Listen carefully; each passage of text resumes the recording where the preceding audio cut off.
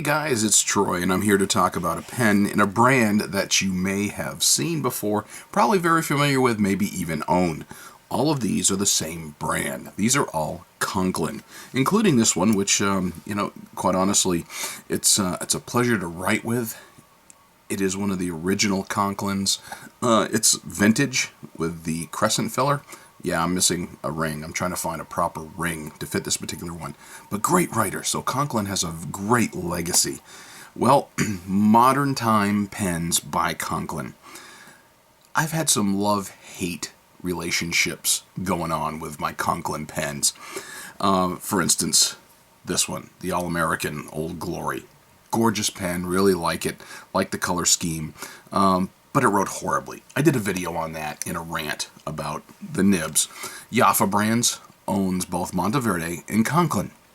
And I have had quality control issues with both brands by the same manufacturer. But I've had these over the years that I've picked up, and they're okay. I think probably the favorite of mine right here is the herringbone.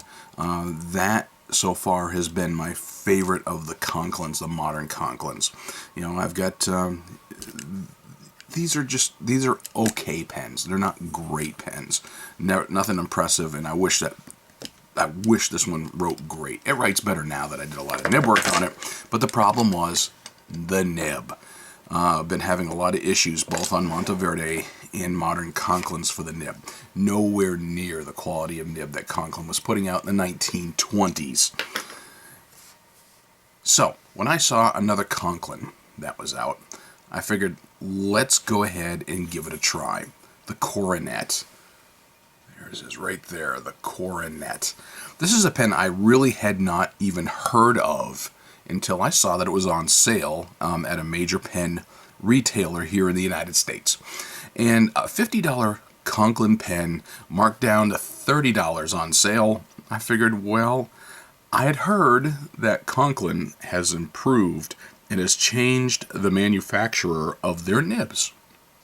How true that is, I'm assuming, okay, I'll go into the assumption that what I heard is accurate, that they changed the manufacturer of the nib, and that it was going to be better quality. I figured, well, I haven't really bought anything new by Conklin in a while. Let's go ahead, I'll spend the $30, and I'll take a look. So, first impressions when I open it up, well, when you get the box, it's nothing special on the box. It is the standard Conklin box. It does say right there, Coronet fountain pen, and you can see that I got a broad nib this time. Just because I hadn't had any of the broad Conklin nibs, I've had a fine Conklin nib, which actually wrote better than some of the older medium nibs, and it came in this leatherette style box, nothing special. A little booklet, it sat here on a little pillow, and they do include a couple of ink cartridges along with it.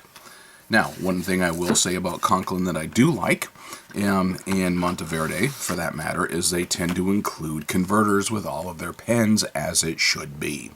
So I took a look at this, and I had two different color choices that were available at the time. I've seen three different colors in the Coronet. This one here, the blue, seemed to be kind of a fun choice. Normally it wouldn't be my first choice, looking at more of a turquoise color to it, but I figured, just because I don't really have any turquoise pens, I'll go ahead and buy it. And I thought it would look better than, I think it was just plain old black for the other one. So, it is a metal pen, metal constructed as opposed to acrylic or a plastic, and I figured, all right, let's go ahead and try it because it's metal. Maybe I'll get a good quality out of it. So you look here at the Finial. It's not quite a dome, but it is basically a chromed looking disc. Then you've got the typical Conklin pen with a Conklin logo on it, which is nothing new. Conklin had been branding their pens with that kind of a clip for decades and decades.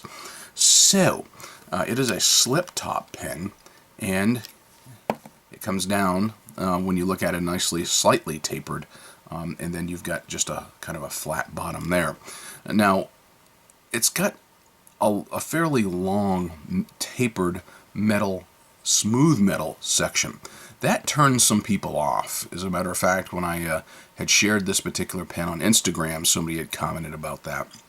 I personally don't mind that. I'm the kind where it doesn't bother me when you've got a smooth section.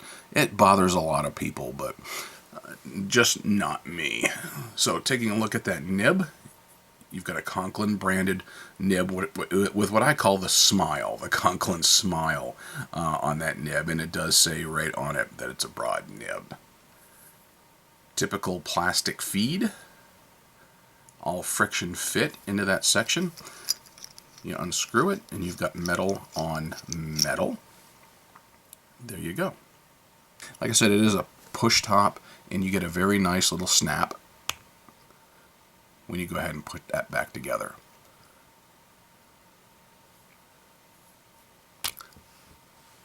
Now, holding it in the hand for me, it's a really good length and it's a really good fit in the hand. I've actually used this pen fairly extensively since I've got it, written letters with it, taken a lot of notes with it, so I've gotten a really good feel for this pen. And yeah, you know, if that section bothers you, I can really see where that nice little flare here at the end, but that slick surface here would bother some people. But like I said, yeah, even though I get a little bit of sliding, I just deal with it. That's just been my philosophy on pens. I just take it as it's manufactured generally because I like the variety in different pens. So that's just the way I look at it. So how does it write? That's where the real test is going to be, because that was the whole purpose behind me buying it and trying to decide whether or not it was worth my effort and worth my money, and out of curiosity wanted to see had they improved.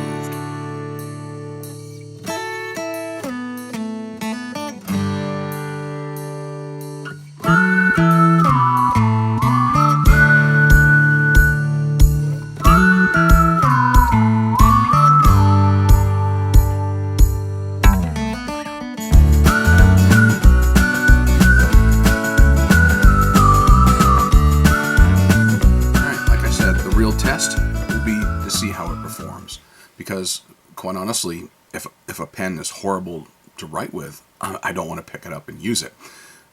Does it write better, hopefully, than all these other Conklins that I've got here? We'll find out.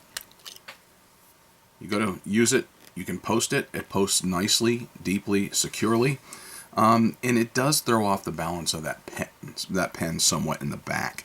So quite honestly, I'm not likely to post it, although it can be done and it can be used. It's a little uncomfortable to write with that way. Feels much better. You can really feel the difference when you take off that cap and go to use it. So what did I do? I inked it with this Waterman Inspired Blue. I thought actually it would pair very well with that pen.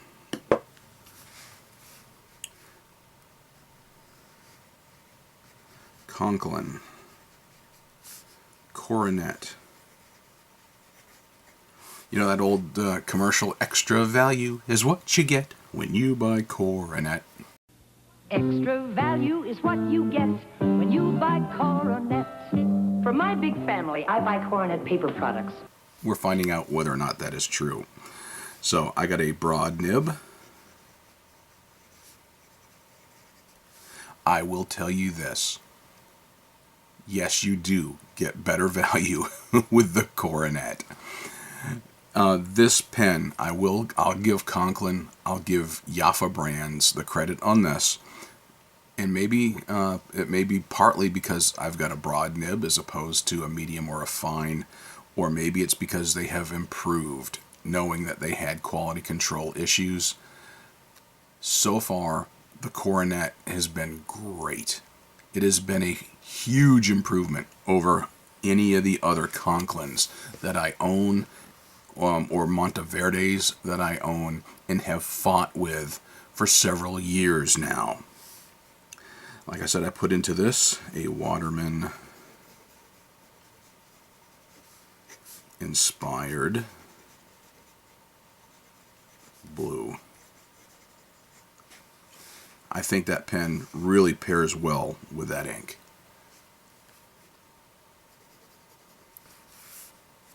This broad nib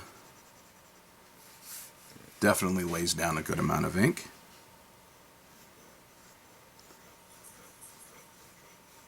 Just glides across the page.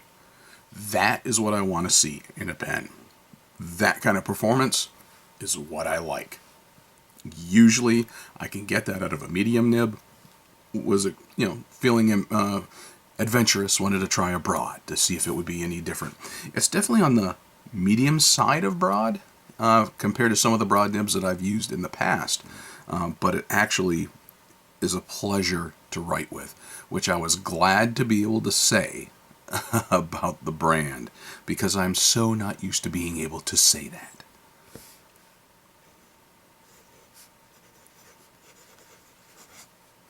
Oh yeah, much, much better. So, Jaffa brands. Much better. Much improved.